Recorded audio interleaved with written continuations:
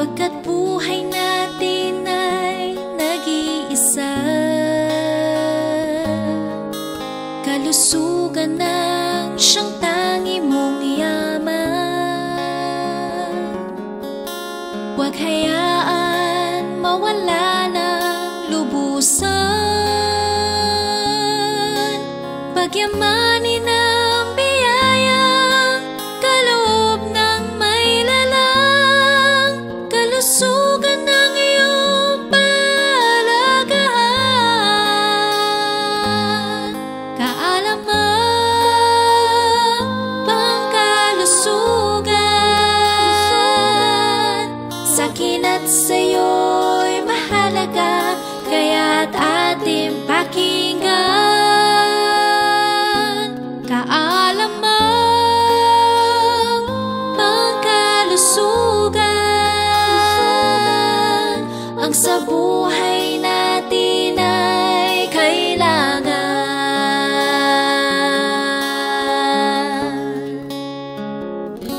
Sariwang hangin ay ating kailangan, tulad din ng gintong sikat ng araw. Pagpipigil sa lahat ng bagay ay dapat na matutunan.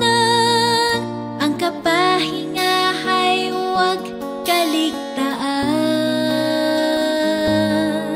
Ikilos at palakasin ang katawan.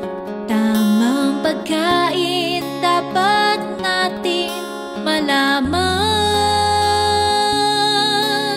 Malinaw na tubig na pumapawi ng uhaw, at pagtitiwala mo sa may kapal.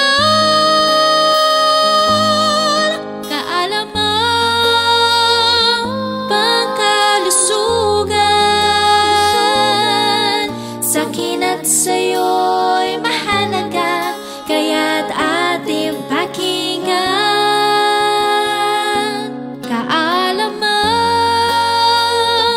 pangkalusugan, ang sa buhay natin ay kailangan.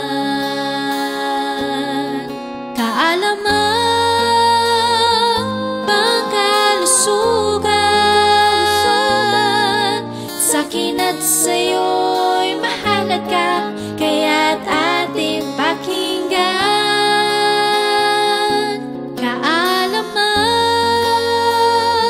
pangkalusugan, ang sa buhay natin ay kailangan. Ang sa buhay natin ay kailangan.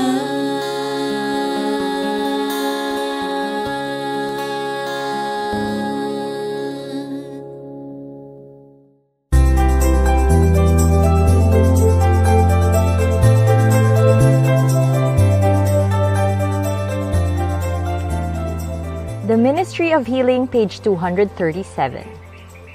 In health and in sickness, pure water is one of heaven's choicest blessings. Its proper use promotes health.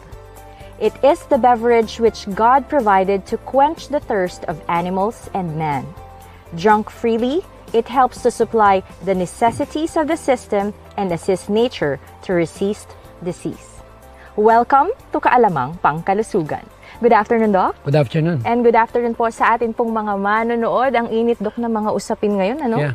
Grabe. At itong tubig ay isang talagang kailangan natin para masugpo yung dehydration. Kasi Actually, pabago-bago yung klima. Itong tubig, bagaman napaka-popular sa mata o sa paningin ng napakaraming mga tao, pero hindi nila halos nakukuha yung kung ano yung ginagawa ng tubig sa katawan ng tao.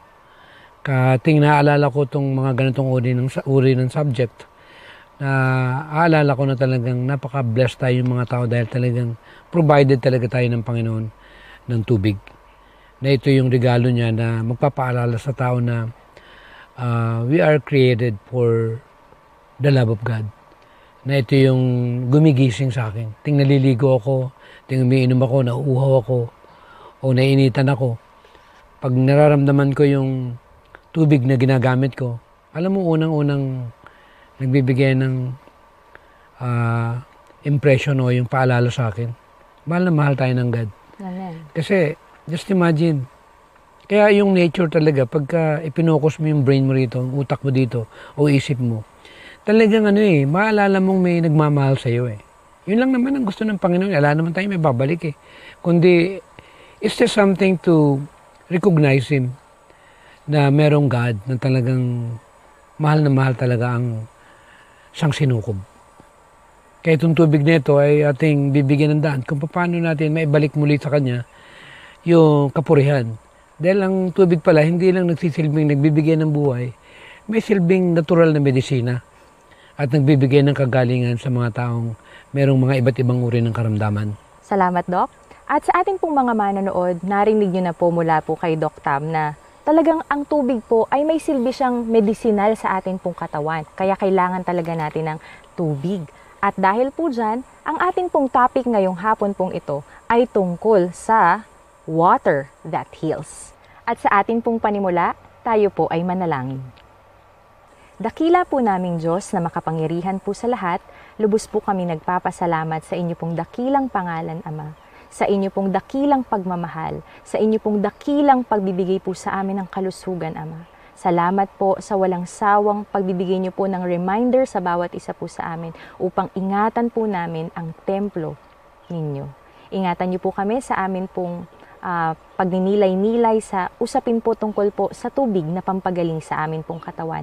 At gabayan niyo po ang bawat isa po sa amin, Ama, especially, Panginoon, ang mga manonood na sumusubaybay, Panginoon, sa kaalamang pangkalusugan upang lahat po kami, Ama, ay makapagbigay po ng 100% na papuri po sa inyo dahil po sa ibinigay niyo pong biyaya ng 8 utos ng kalusugan. Ito po ang aming hiling at dalangin sa matamis na pangalan ni Jesus. Amen. In Counsels on Diet and Foods, page 419 says, "Thousands have died for want of pure water and pure air. Who might have lived? These blessings they need in order to become well. If they would become enlightened and let medicine alone, and accustom themselves to outdoor exercise and to air in their houses, summer and winter, and use of soft water for drinking and bathing purposes, they would be comparatively well and happy instead of dragging out a miserable existence." Grabe, Doc, no? Dito natin mapapansin na talagang napaka-importante talaga na alam talaga natin dapat yung klase ng tubig na pinapampaligo natin, iniinom natin, no? Kasi ito yung kaalaman ng panibago na maraming mga tao yung walang alam dito. Kaya nga sa science ng tinatawag na bahagi na nung nandun ako sa Amerika noong mga 1980s ay naging isa sa aking noon yung dati kasi ang aking hanap buhay o negosyo yung nagpuproduce kami yung water softener, reverse osmosis, para paraanin yung tubig doon.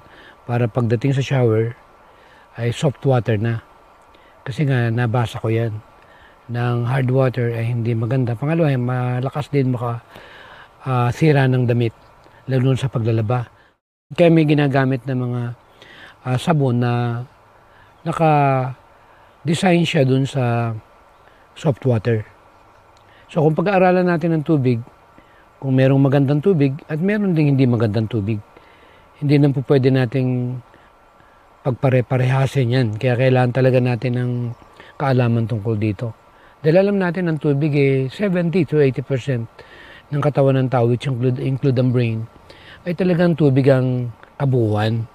Kaya I am so excited to give more information in this particular subject that we are going to talk about. Since that God is providing these kinds of material, especially water, na isa sa utos ng kalusugan ay 8 laws of health. Ito nga yung tubig. Na ang tubig ay may bahagi sa kabuuan ng pagkatao ng tao. Napakaganda, Dok, no? And sa ating pong mga manonood, nais lamang din po namin na ibahagi na kailangan pala natin malaman na as we age, ay bumababa pala, Dok, yung ating, yung ano natin, yung thirst natin. Yung nagsisignal sa atin na, ay, Gladens, nauuhaw ka na. So, kailangan pala talaga natin na may regular talaga na intake natin ng tubig. Yeah. Katulad yan nung tubig, siguro maganda yung ating topic nito dahil alam ko na halos sa dami ng impormasyon na pwede nating pag-usapan tungkol dito. Pero siguro, hindi naman siguro natin makakaya na banggitin lahat yung tinatawag na pagkakaiba o benepisyo ng tubig sa katawan ng tao. Kaya lang, since nga nabinasa natin sa 419 ng Council on Diet and Food, yung soft water. Pag may sinabing soft water, merong hard water. And pag pinag-usapan natin ng hard water, lahat ng mga city water, nasa under category yan na hard water. Bakit naging hard? Kasi because of the, what you call it, inorganic minerals na hindi naman makabubuti. Dahil yung tinatawag na molecules niya or something, hindi yan magiging bahagi o ma-adapt ng body. Kaya kung tawagin nga sa modern terminology, alkaline water. Kasi pag hard ang tubig at mataas ang TDS, nasa alkaline category. Pero what particular alkalinity they have?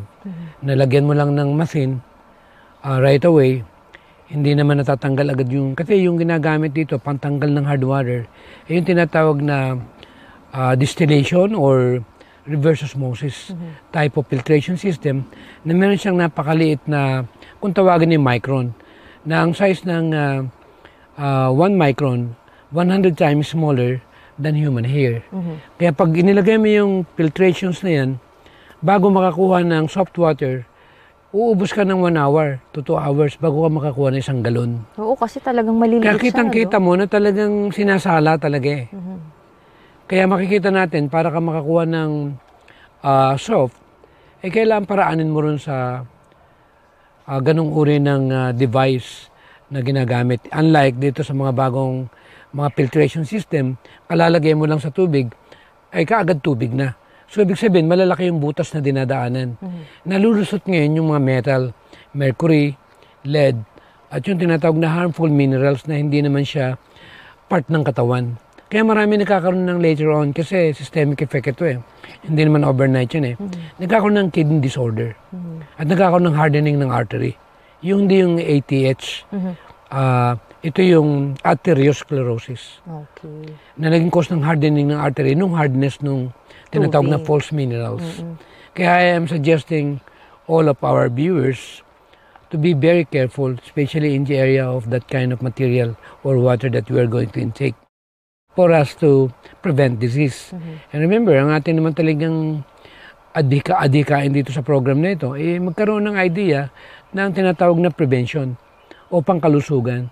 Dahil ako'y naniniwala ang buhay, regalo ng Panginoon, at walang sino mang tao ang may karapatan na basta na lamang baliwalain yung tinatawag na kayamanan na binigay ng Panginoon, na magkaroon tayo ng kalayaan, kaligayahan, na mamuhay tayo na libre sa anumang uri ng karamdaman. Ang tanging kapamaraanan lang, recognize naman natin itong mga kaalaman na alam ko na makatutulong at maaabot natin ang marami natin mga kababayan na sa ilalim ng sumpa ng karamdaman bunga na kulang yung kanilang pagkaunawa tungkol dito sa nature ng sakit. Yan, thank you, Doc. Doc, nabanggit mo tong hard water. Ngayon, syempre, kahit ako, Doc, gusto ko malaman. Kasi napaka-importante, yung binasa nga natin talaga sa 490 ng Councils on Diet and Foods regarding the soft water, no, sa atin pong mga manonood. Ngayon, gusto naman natin malaman, Doc, ano naman tong soft water na tinatawag? Pag sinabi natin soft water, ito yung dumaan sa distillation. Okay. Tinanggal yung hardness o water softener or kaya lang ang water softener, kaya lang may filtration system ka, pantanggal naman ng salt. Kasi gumagamit sila ng resin. Okay. Na paraan ito to soften the water. Mas maganda ito pagka ikaw ay kinabitan mo yan, yung mga plumbing mo, wala kang makikita mga corrosion o mga namumuo sa loob. Pangalawa, malaking tulong din, lalo na doon sa mga damit, hindi madaling masira. Okay. Kasi soft yung tubig na ginamit. Pati yung soft na gagamitin na sabon, ay matabang siya, hindi siya yung hard ang sabon na ginagamit. Kasi pag hard ang tubig, hard din ang sabon. So, in Kaya ang short, mga damit, madaling bumigay. so in short pala, Dok, itong hard water is composed of mineral salts. Yeah. Tapos, ito namang soft water, ito naman yung salts, pero wala siyang minerals, kumbaga, yun yung nag-i-stain doon sa pinakakatawan natin or sa kidneys natin. Yeah, ito yung sa katagalan, kumbaga sa plumbing, kumakapal yan. Siyempre, ang katawan naman natin, siyempre naman, hindi naman talaga para dun yan eh. Kaya kailangan natin ng mga totoong mga alkaline or mineral water or mineral material, ay kumuha tayo sa mga pagkain. Katulad ng mayayaman ng mga prutas, mayaman sa calcium yan, mayaman sa mga minerals yan, at mga gulay. Dok, napag-usapan na natin yung benefits nitong soft water at saka nitong hard water. Ngayon, alamin naman natin, Dok, ano po yung mga risk naman or yung mga disadvantages nitong hard water at saka soft water? Siyempre, naging cause ng problema sa balat, nagiging masyadong dry. Alam mo, pag naligo ka ng soft water, ang ganda ng balat mo eh. Ang kinis eh. Ako nga, bukod dun sa 500 feet na nga yung lalim ng tubig ko eh. Nilalagyan ko pa rin siya ng tinatawag na filtration system to make it sure na yung mga konting makakalusot na mga kung tawagan natin sediment ay maharang niya. Para pagpasok doon sa loob ng aking tahanan, bago ko gamitin ito, ay talagang alam ko na sigurado ako. Nakakadry din ito ng buhok. Lalo na yung maraming mga split end or something na para bang iniisip nila bakit ganun yung kondisyon ng kanilang buhok. Meron ding bahagi ang hard water tungkol dito. Kaya pag pinag-aralan din natin ng pH balance ng ating balat, makita na nagkakaroon tayo ng ganung uri ng problema. Mga bakterya at mga infeksyon, lalo na eczema. Kaya isang bagay na, sabi ko nga, kala nung iba, ordinary lang to. I'm telling you, this is something that we must think about, considering that the water that you are going to intake should be soft water. Thank you, Doc. Ngayon, Pati nga yung iba, talagang, alam mo, yung mga beauty conscious, alam mo, pinangihilamos nila. Yung talagang, yung kung ano yung iniinom mo, yun dapat paligo mo. Totoo yun, Doc. Kasi na-absorb ng balat yan eh. Yes. Papasok yan dahil butas to eh. Yung balat natin eh. Anything na ginamit natin pampaligo, papasok yan doon sa mga butas ng ating mga balat. Kaya kung mataas yung chemical content niyan, ay nagkakaroon tayo ng ganung uri ng yung pagkakaroon ng problema sa katawan. Okay. So, ngayon, Doc, kasi kanina, Doc, nabanggit mo na yung disadvantages. Yung benefits naman nito ay nabanggit mo na din, no, Doc? Pero, ibig sabihin pala, Doc, yung nakikita natin sa hard water, yun yung mga mineral salts na hindi kailangan ng katawan, na dapat kinukuha natin yung minerals na yun, like yung calcium, di ba, yung iron. Magnesium, potassium. Yes, doon sa mga kinakain natin. Yeah. Okay. Siyempre, we should consider also that ang minerals, meron tinatawag na food grade. May tinatawag na nasa under category na pagkain. Anything na hindi naman siya masasabing nanggaling sa pagkain. Kasi yung tinatawag na napag-aralan naman natin, itong photosynthesis. Siyempre, for example, yung buko. Ininom mo yung sabaw ng buko. Hindi ba ang taas ng minerals niya? Paano nangyari yun? Kasi ang Panginoon ang gumawa niyan. Hindi naman natin kayang basta na lamang na mag-invento eh. Ngayon, kunyari, yung tubig ng syudad. Gaano karaming mga pulse minerals meron yan, inorganic minerals. Alam nga naman natin, i-consider natin yan na minerals na po pwedeng kunin ng ating pangatawan. No way. Kaya kung itetest mo yan sa device na ginagamit, alkaline yung tubig na yan. Lahat ng city water, alkaline yan. Ang tanong, what particular alkaline we are talking about? We are talking about organic alkalinity. It means that the material that turns the blood into alkalinity, into alkaline category, must take it from the normal food. Okay. Na kinakain natin. Kaya pag pinag-usapan natin ng sustansya, mag-blend ka ng mga iba't ibang uri ng mga... Yung green leafy vegetables, tapos fruits. Alam mo ba yung mga pakwan natin, melon natin, matataas ang minerals yan. Yung malunggay natin, itong talbos ng kamote. Talagang hindi lang talaga ino-normalize yung blood chemistry mo. Kundi bibigyan ka pa ng mga essential amino acid para for the process of regeneration and also for repair. So I'm talking about something here, the basic science of nutrition. And without considering the importance of that, especially water, I tell you, Yung assimilation din kasi ng ating nutrients na kinakain eh. Depende sa tubig na nasa loob ng katawan mo eh. Kasi sila rin ang medium eh. Yes. Nakasama yan sa dugo eh. Doc, may question lang ako. Kasi nabanggit mo kanina na yung, tama ba, yung isa sa mga type ng hard water is yung alkaline water? Yeah. Okay. Kasi di ba? Kaya naging alkaline. Ayun, okay. Kasi nga tinanggal yung impurities. Yeah. Okay. Tama ba yun, Doc? No, I'm sorry. The reason why they call that alkalinity or alkaline water mainly because of the inorganic minerals. Hindi naman po pwede maging alkaline yan kung walang minerals doon. So itong minerals family nito, ito yung nagbibigay ng nagpapakita ng kategorya kung anong uring tubig meron siya. At pag mataas ang hardness niya, sa normal, alkaline siya. Okay. Pero hindi ito yung alkaline na papasok sa dugo. Kasi sa molecules, hindi match silang dalawa. Ayun. Hindi So, aadapin ng magkaiba body. pala. Okay. Magkaiba. Okay. Hindi katulad ng alkaline ng ibinibigay ng saging, ng papaya, ng pinya. Which is natural. Oo, ng durian, ng marang, mga gulay. Ito yung mga material na alkaline na pagkain ng pinanggalingan na merong presence ng enzymes. Always remember the codependency, the intricate tapestry. Hindi po pwedeng makapasok ang minerals kung walang vitamin C at enzymes. Ray, may vitamin C ba yung alkaline water? Wala, Doc. May enzymes ba yun? Wala. Wala, solo.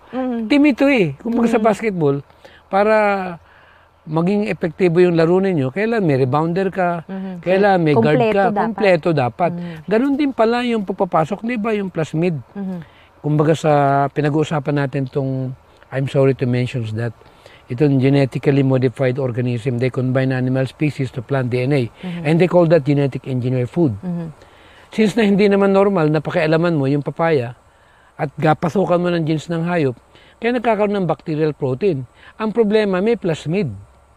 Merong plasmid ito na kayang invade, pumasok dun sa, kung tawagin na cellular level o DNA itself.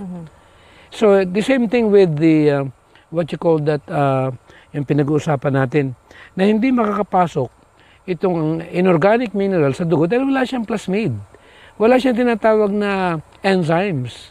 Wala siyang tinatawag na material para, kumbaga sa custom, sa ID na lang, kung wala kang ipapakitang ID, hindi ka papapasukin.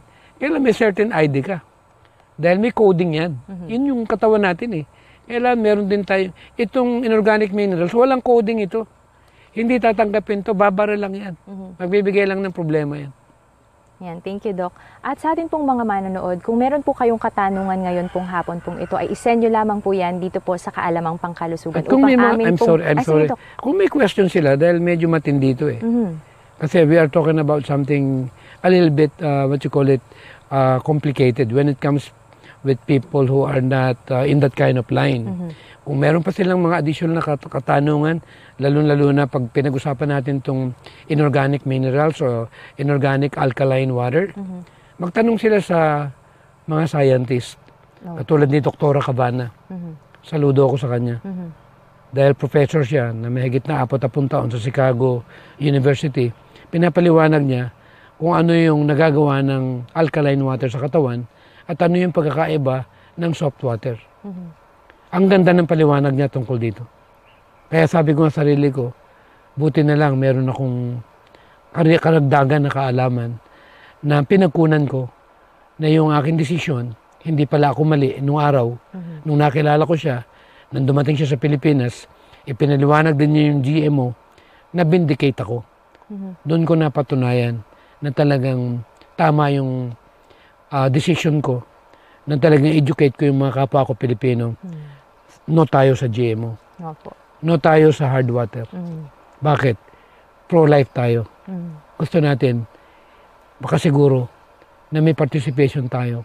Dahil lahat ng taong nagkakasakit, bunga ng kakulangan ng kaalaman, o kaya naman, ay naging kabahagi ka kung paano nagkaroon ng karamdaman ang sangkatauhan, I believe that they'll be accountable during the time ng final judgment. Kaya isang bahagi ng pag-aaral natin tungkol dito, ingat na ingat ako. Alam mo kung bakit? Bakit, Doc? It's so easy to discuss something in front of Many people. many people. Pag namali tayo dito, matinding pananagutan natin ito. Kaya ayoko magbibitaw ng salita na hindi ko sigurado. Opo. Bakit? Kung tatanungin niyo ako sa edad ko to, naabot ko na naman yung pinangarap ko sa buhay ko, na lahat ng bagay ay pinahintulot ng Panginoon na maranasan ko. Ginagawa ko to hindi pang sarili ko. Ginagawa ko to dahil talagang nararamdaman ko. Dahil naramdaman ko sa buhay ko na lahat ng bagay sa mundong to walang halaga kung wala kang participation at hindi mo gagawin yung bahagi mo. At nang nalaman ko yung kahalagahan ng pangkalusugan, ayoko magsalita na hindi ko sigurado na alam ko na makakabuti sa mga taong nakikinig dito. Kaya isang advocacy ko at commitment ko na ibig kong kahit papaano, meron akong konting bahagi sa mga nanonood at nakikinig. Dahil masasabi ko na nasa puso ko itong ginagawa ko ito. Thank you, Doc. At sa ating pong mga manonood, nais din po naming ibahagi sa inyo ang nasa page 420 ng Councils on Diet and Foods. Many make a mistake in drinking cold water with their meals. Taken with meals, water diminishes the flow of the salivary glands, and the colder the water, the greater the injury to the stomach. Ice water or ice lemonade drunk with meals will arrest digestion until the system has imparted sufficient warmth to the stomach to enable it to take up its work again. Hot drinks are debilitating, and besides, those who indulge in their use become slaves to the habit. Food should not be washed down. No drink is needed with meals. Eat slowly and allow the saliva to mingle with the food. The more liquid there is taken into the stomach with the meals, the more difficult it is for the food to digest. For the liquid must first be absorbed. Do not eat largely of salt. Give up bottled pickles. Keep fiery spice food out of your stomach. Eat fruit with your meals, and the irritation which calls for so much drink will cease to exist. But if anything is needed to quench thirst, pure water, drunk some little time before or after the meal, is all that nature requires. Never take tea, coffee, beer, wine, or any spirituous liquors. Water is the best liquid possible to cleanse the tissues. Grabe, Dok, Grabe, no? Talagang perfect eh. Talagang impormasyon talaga na something na mararamdaman mo na yung blessing niya na isa ka sa tumanggap nun. Yun ang pananaw ko dun eh. Yung sino tayo? Eh, ang dami namang mga tao namang walang alam tungkol dyan. Kaya ang sabi ko nga, itong librong to, hindi naman for Seventh-day Adventist lang eh. Talagang masyado lang natago yung, hindi natin masyadong, kumbaga sa boxing, di ba? Pag nananalo ka, hinahangaan ito. Talagang buong mundo. Lalo na pag sa basketball, magaling ka. Talagang ginagawa nilang idol. Pero ang tanong, bakit hindi natin i-push ito? Na ito pang kalusugan. Just imagine, isang babae na walang pinag-aralan, pero meron siyang liwanag na hindi natin pwedeng i-compare ito kung kanino man. Bakit? Advance ito eh. 100 taon na ang mahigit ang nakakaraan. Pero kung babasahin natin, at kung pag-aaralan talaga natin itong ano nagagawa ng beer sa loob ng katawan ng tao, ano nagagawa ng pag-inom ng malamig na tubig, pati yung mga pickles na yan, o yung maalat na yan. Alam na ng siyensya lahat ito eh. Ibig sabihin, talagang hindi po pwede mong, tawag dito, i-discredit eh. Sasabihin mo na wala na yun, tagal ng panahon yan, hindi na applicable sa time natin yan. Pero ang point ko, talagang ibinigay ito ng Panginoon purposely sa pangkalahatan. At ang gagamitin kung sino para malaman ito ng sangkatauhan ay yung mga tao na pinagkalooban. Hindi dapat itatago yan. Dahil ako naniniwala, pag pinag-usapan natin itong kalusugan, gift ng Panginoon yan sa lahat ng tao sa sanlibutan. At yung liwanag na ito talagang meron tayong kapananagutan. Pag hindi natin ginawa yung bahagi natin. Dahil may dahilan kung bakit ibinigay niya yung ganyang uri ng liwanag. Salamat, Doc. At sa ating pong mga manonood, do we know that water can be toxic in our body? Bakit kaya? Alamin natin mga kaibigan. In rare cases in which a large amount of fluids is taken in short amount of time, which is faster than the kidney's ability to excrete it, this leads to a dangerous condition called hyponatremia or what we called low sodium level or yung mababa po yung salt natin sa katawan, in which blood levels of sodium fall too low as too much water is taken. So pwede pala yun, Dok, no? Di ba minsan na topic natin yung tamang pamamaraan ng pag-inom? Yung dahan-dahan na ihahalo mo sa laway, imumumog mo. Ito yung tamang pamamaraan para hindi masyadong mabigla yung kidney. Kasi pag bigla mong binigla yung inom mo, kung ano yung dami ng ininom mo, yun din halos yung dami ng inihi mo. Pero yung problema ay magdadala pa siya ng tinatawag na mga minerals na yun, nakakasama niya para lang mapalabas yung sobrang tubig na biglang-biglang ibinuhos mo. Hindi ba sa China, sangayon doon sa kanilang pag-aaral, yung ulan daw na bumuhos dun sa lugar ng China, yung pang isang taong ulan, ibinuhos na isang araw.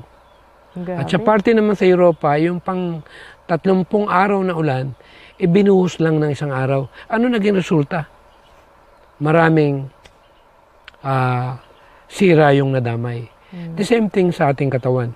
Kunyari, nagmamadali ka para lang mapatunayan mo na naka8 beses ka, naka8 basong tubig ka. Ang gagawin mo, ubusin mo ng 3 basong tubig nang mabilisan.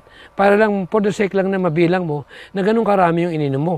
Pero ang pinag-uusapan dito, ang tama pa rin palang pag-inom para hindi madama yung minerals natin. Dahan-dahan. Ayan. Tama, Dok, no? Dahan-dahan talaga. Kahit sa pagkain natin, Lahat dahan-dahan. Kaya lahat tayo guilty rito eh. Opo. At sa atin pong mga manonood, nais din po namin ibahagi sa inyo po ang mga simptomas ng low sodium level. Kapag tayo pala, Dok, ay nauseous, no? Yung nasusuka tayo ay confused.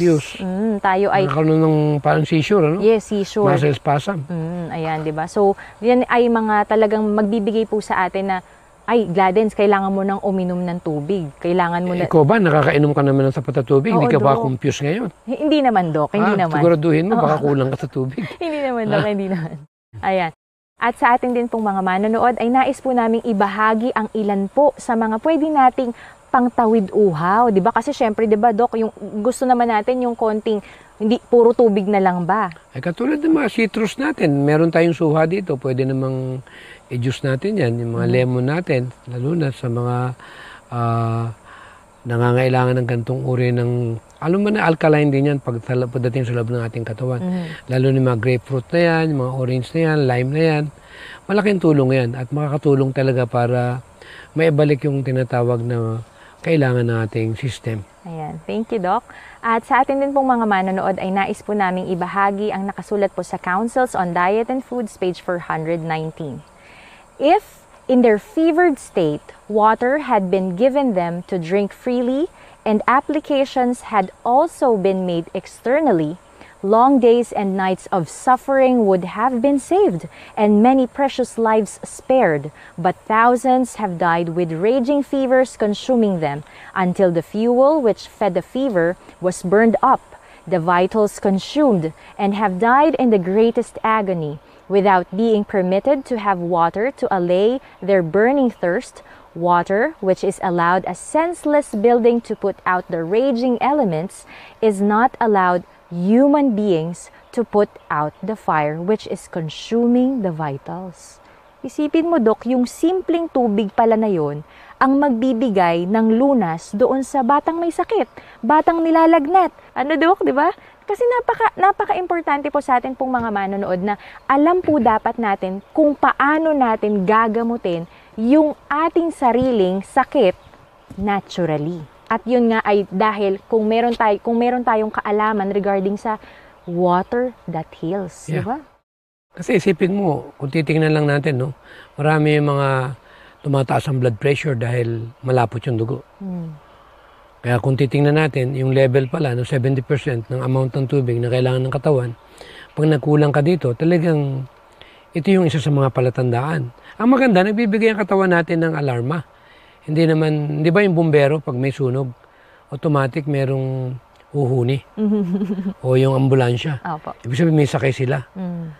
Ang katawan din natin, pag nagkulang ka sa tubig, talagang bibigyan ka ng palatandaan, una, magkaka-migraine ka. Ang problema ng tao, pag nagka-migraine, ang pinapalit nila, yung pain reliever.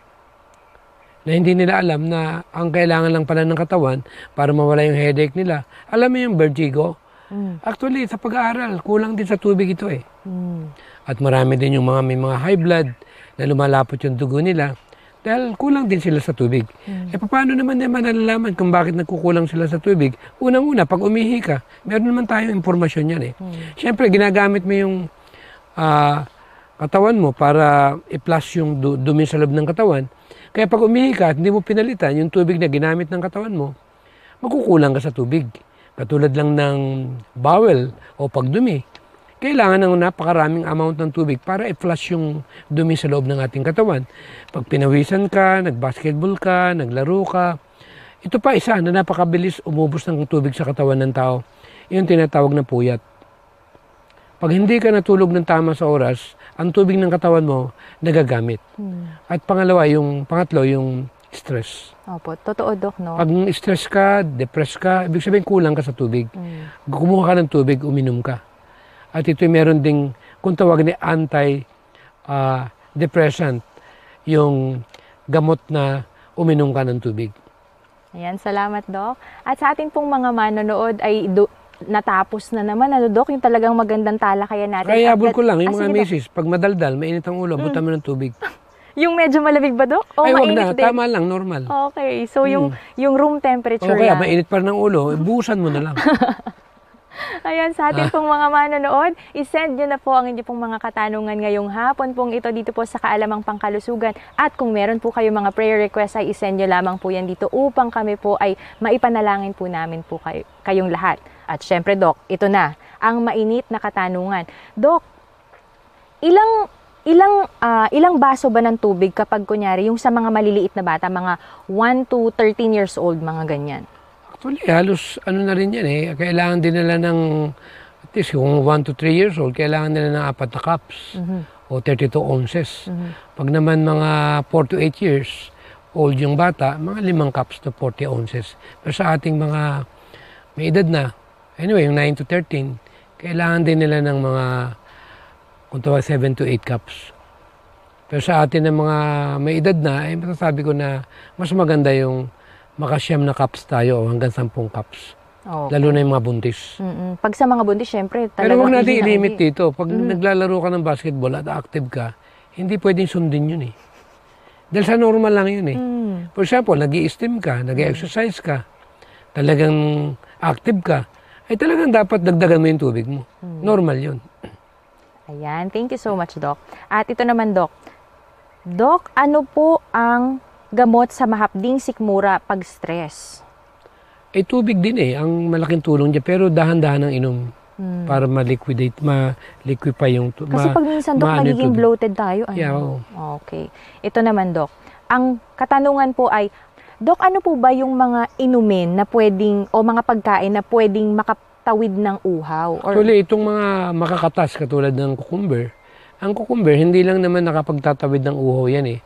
Actually, gamot din yan sa mga, alam mo na, yung stress o kaya depressed. Kasi meron siyang tinatawag na cooling effect. Kumbaga sa coolant, pag nakainom ka ng cucumber, dahil may certain material siya na pinagaganda niya yung pakiramdam ng tao. Katulad ng celery, malaking tulong to, may sariling salt din to. At the same time, kung medyo kulang ka sa ganung uri ng mga minerals.